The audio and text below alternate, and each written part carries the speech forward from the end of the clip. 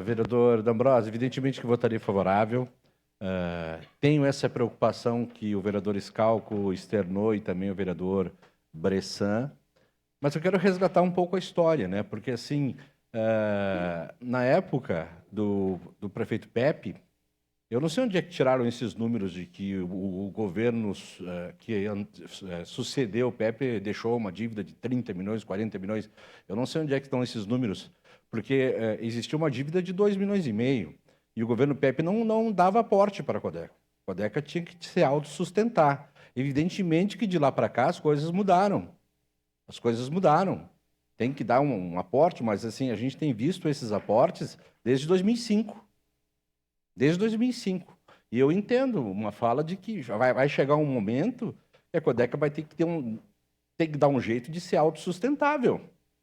Porque sempre vai ter que ter aporte do governo municipal. Então, eu vou votar favorável, é um valor robusto. E quando o vereador Rafael fala do Lima, e todo mundo fala do Lima, e todo mundo fala do Lima, é a justificativa de que realmente a Codeca precisa ser profissional.